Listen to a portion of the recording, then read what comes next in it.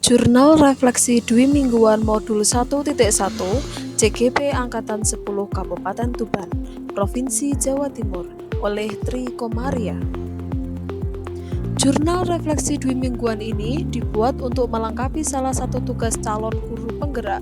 Sebagai calon guru penggerak, saya akan merefleksikan seluruh rangkaian kegiatan selama mempelajari modul 1.1, yaitu tentang filosofis pemikiran Ki Hajar Dewantara tentang pendidikan. Dalam mengerjakan tugas ini, saya menggunakan model refleksi yang dikembangkan oleh Dr. Roger Greenaway melalui pertanyaan sebagai berikut. Fact, feelings, finding, and future. Kegiatan calon guru penggerak angkatan 10 resmi dimulai pada hari Jumat tanggal 15 Maret 2024 pukul 9 sampai 10 waktu Indonesia Barat. Dibuka oleh Direktur Jenderal Guru dan Tenaga Kependidikan Profesor Dr. Nunuk Suryani MPD dan Direktur Kepala Sekolah Pengawas Sekolah dan Tenaga Kependidikan Dr. Kasiman melalui live streaming YouTube Dirjen GTK Kemdikbud RI dan diikuti oleh 3 moda CGP reguler, CGP rekognisi, dan CGP dasus dengan rincian jumlah peserta tiap moda sebagai berikut. PGP reguler 25.484 peserta, PGP rekognisi 869 peserta, PGP dasus 532 peserta. Total ada 26.885 peserta.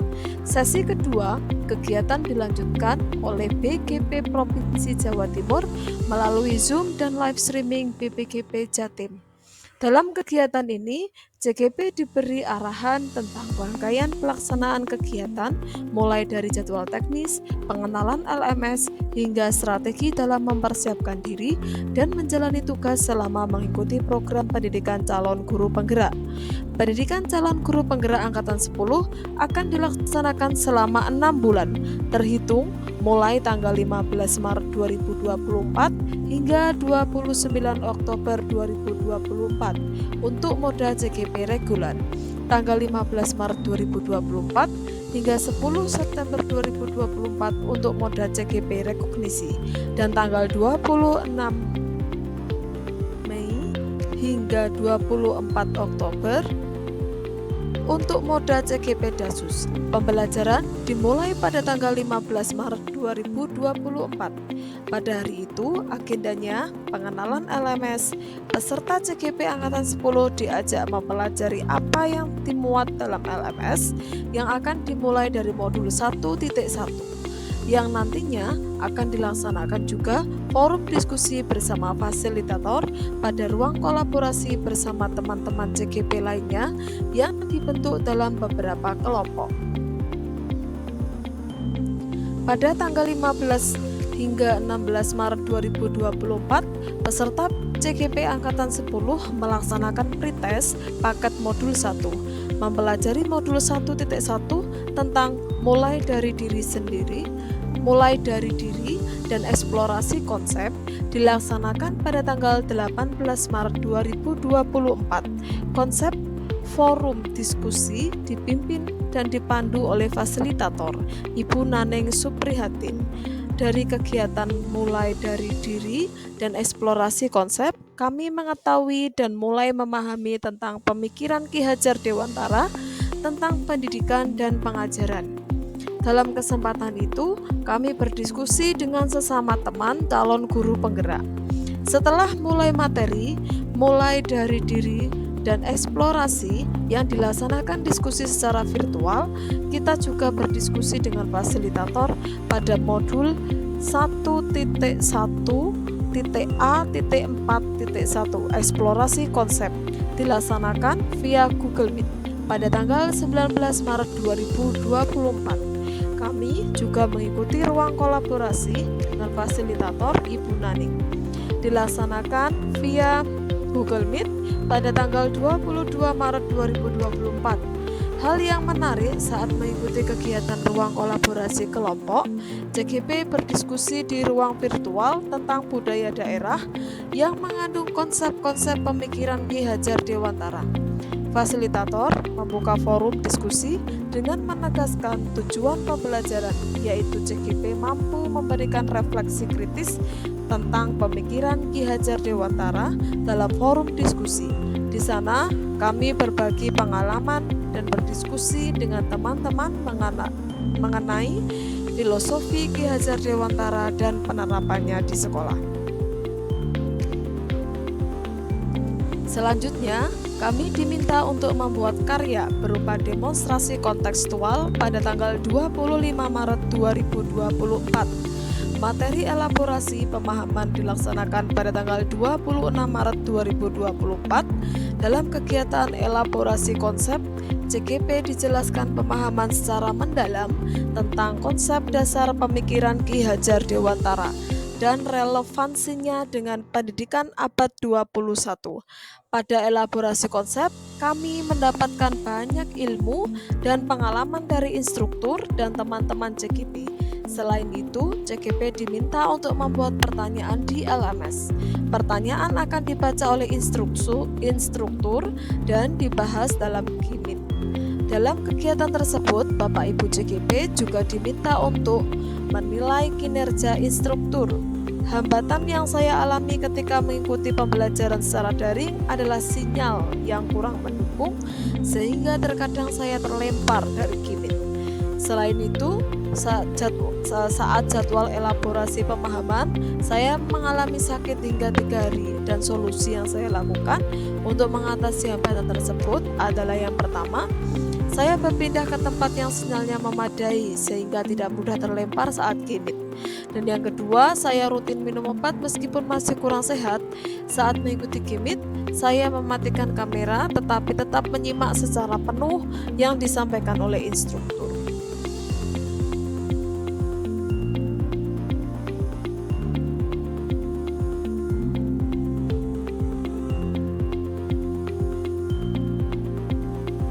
Dokumentasi ruang kolaborasi, dokumentasi elaborasi pemahaman.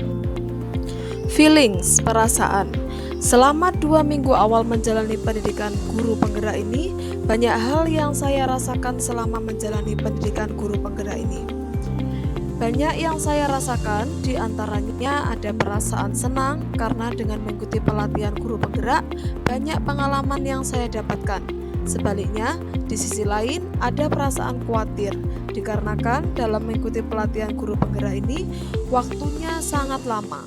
Takut jika tidak bisa melakukan semua tanggung jawab yang diberikan dalam menyelesaikan tugas-tugas yang diberikan, terutama terkait dengan kekurangpahaman tentang IT. Saya kurang begitu mahir. Sebagai seorang pendidik, saya khawatir dan takut tidak dapat membagi waktu antara PGP dengan waktu mengajar di kelas. Namun, setelah beberapa saat saya mengikuti pertemuan demi pertemuan dan dukungan dari teman-teman CGP Angkatan 10, akhirnya saya mampu menata niat dan menyiapkan diri untuk mengikuti program CGP ini. Akhirnya, muncul tekad yang kuat dari saya untuk mengikuti dan menyelesaikan program CGP ini dengan baik. Kekhawatiran di atas menjadi tantangan bagi saya untuk mengatasinya dan mencari jalan keluar. Dari kegiatan ini, saya belajar meningkatkan kemampuan manajemen waktu dan fokus pada program yang sedang saya jalani. Setelah mengikuti materi, saya menjadi senang karena pemahaman tentang pendidikan semakin berkembang melalui penerapan filosofi dan pemikiran Ki Hajar Dewantara dalam pembelajaran. Saya mulai mengubah gaya belajar saya yang sebelumnya lebih konvensional dengan pembelajaran berpusat pada guru menjadi pembelajaran berpusat pada siswa. Pembelajaran lebih berorientasi pada anak dengan lebih memberikan kasih sayang terhadap murid. Saya tidak lagi memandang murid sebagai anak nakal, anak ramai, anak dablek, sebagai anak yang harus ditegur dengan kasar dan dihukum. Serangkaian kegiatan yang ada dalam LMS membuat saya tersadar bahwa apa yang saya miliki tentang pendidikan dan pengajaran jauh dari konsep dasar pemikiran filosofis Ki Hajar Dewantara. Saya mulai terbuka bahwa kodrat anak adalah bermain. Maka saya pun berupaya mengemas pembelajaran yang semula kaku menjadi pembelajaran yang menarik dan menyenangkan. Dari kegiatan ini, saya merasa bangga karena memperoleh pengetahuan baru dan mampu mengaplikasikannya dalam pembelajaran di kelas. Keinginan saya sebagai guru untuk menuntun kodrat alam dan kodrat zaman yang melekat pada murid semakin besar. Saya ingin melakukan dengan penuh kesabaran sehingga mereka bisa mewujudkan kebahagiaan dan keselamatan yang setinggi-tingginya. Findings pembelajaran. Dari pembelajaran ini saya menemukan hal-hal baru yang sebelumnya kurang saya pahami, yaitu tentang filosofis Ki Hajar Dewantara. Saya mendapat ilmu baru yang sangat saya perlukan untuk meningkatkan kompetensi saya sebagai seorang pendidik. Melalui 6 dasar pemikiran Ki Hajar Dewantara, saya merasa mendapat bekal yang tidak ternilai harganya. Sebagai seorang pendidik, saya harus menuntun segala kekuatan kodrat yang ada pada anak-anak agar mereka dapat mencapai keselamatan dan kebahagiaan yang setinggi-tingginya, baik sebagai manusia maupun anggota masyarakat, dengan mengacu pada trilogi pendidikan, yaitu Ing Ngarsa Sung Tulodo, Ing Madya Mangunkarsa, dan Tutwuri Handayani. Saya menyadari bahwa anak memiliki kodrat merdeka. Oleh karena itu, saya harus memberikan kemerdekaan kepada anak-anak untuk menyelesaikan tugas-tugasnya sesuai dengan minat, bakat, dan kreativitasnya, agar mereka dapat mengembangkan potensi yang ada di dalam dirinya. Sebagai pendidik, saya harus senantiasa menghamba kepada anak, atau dengan kata lain berpihak kepada mereka, menjadikan mereka subjek bukan objek. Saya juga harus memandang murid bukanlah kertas yang bisa digambar sesuai kemauan saya, karena mereka lahir dengan kodrat yang samar. Tugas kita adalah menebalkan garis-garis samar itu agar dapat memperbaiki lakunya untuk menjadi manusia seutuhnya. Menerapkan budi pekerti yang luhur merupakan keharusan yang tidak terbantahkan dengan cara mengintegrasikan setiap proses pembelajaran dengan pencapaian profil pelajar Pancasila, yaitu beriman, bertakwa kepada Tuhan Yang Maha Esa dan berakhlak mulia, berkebinekaan global, bergotong royong, mandiri, bernalar kritis, dan kreatif. Dan sebagai seorang pendidik, diibaratkan seorang petani yang menanam jagung, hanya dapat menuntun tumbuhnya jagung tersebut, memperbaiki kondisi tanah, memelihara tanaman itu tumbuh dengan subur, dan menghasilkan buah yang berkualitas tinggi. Anak-anak itu seperti biji tumbuhan yang disemai dan ditanam oleh Pak Tani atau Pak Tukang Kebun di lahan yang telah disediakan. Anak-anak itu bagaikan bulir-bulir jagung yang ditanam. Bila biji jagung ditempatkan di tanah yang subur dengan mendapatkan sinar matahari yang cukup dan mendapat pengairan yang baik, maka meskipun biji jagung adalah bibit jagung yang kurang baik atau kurang berkualitas, dapat tumbuh dengan baik karena perhatian dan perawatan dari Pak Tani. Demikian sebaliknya, meskipun biji jagung disemai adalah bibit berkualitas baik, namun tumbuh di lahan yang gersang dan tidak mendapatkan pengairan dan cahaya matahari serta tangan dingin Pak Tani, maka biji jagung itu mungkin tumbuh namun tidak akan optimal. Future penerapan. Setelah mempelajari modul ini, saya akan mencoba menerapkannya atau merealisasikan dalam proses pembelajaran saya di kelas, agar tujuan pendidikan bisa tercapai dengan baik. Pembelajaran yang berpusat pada guru harus segera diganti dengan pembelajaran yang berpusat pada murid, agar tercipta interaktif yang menyenangkan di dalam kelas, memberi kebebasan kepada anak-anak untuk menggali potensi yang dimilikinya. Harus terjadi dalam proses pembelajaran agar mereka menemukan jati dirinya hingga menjadi manusia seutuhnya.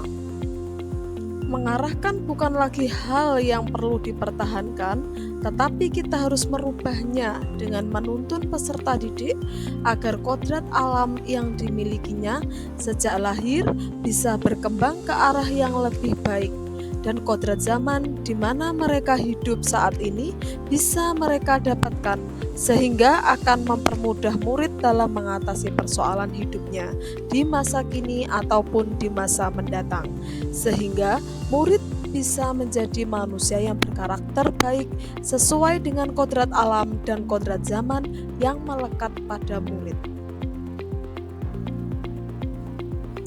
Saya memberikan pembelajaran sesuai dengan kodrat alam dan lingkungannya, membiasakan sosial budaya.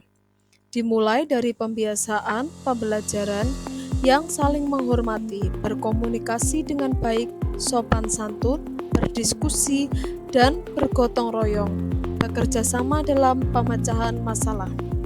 Saya memberikan sebagai pemenuhan kebutuhan anak, membimbing, melayani, dan mengarahkan keingintahuan mereka terhadap ilmu-ilmu yang mereka perlukan, sehingga mampu memberi ilmu atau hal berfaedah untuk kecakapan hidup anak secara lahir dan batin. Melaksanakan pembelajaran harus memfasilitasi perbedaan siswa sesuai karakteristik, potensi, minat, dan bakat yang berbeda sesuai dengan kodrat alam. Saya merealisasikan pembelajaran harus sesuai Saya merealisasikan pembelajaran harus mengetahui gaya belajar siswa sehingga bisa menerapkan pembelajaran berdiferensiasi, yaitu dengan menggunakan berbagai macam media pembelajaran sesuai dengan kebutuhan siswa. Banyak hal yang harus saya benahi. Saya sangat menyadari bahwa selama ini yang saya lakukan jauh dari kata sempurna dalam melaksanakan tugas saya sebagai pendidik jika dikaitkan dengan filosofis pemikiran Ki Hajar Dewantara. Terima kasih.